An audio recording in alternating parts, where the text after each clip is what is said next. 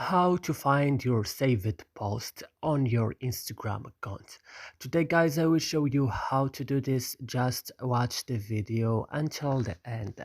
You go first and you open your Instagram. As you see, when your Instagram is opening, you will find here home. You go down and you open your profile. You go at the top of the screen and click on this three line, then you go to settings and click, then you go to account and click again, then you go to the second option, save it.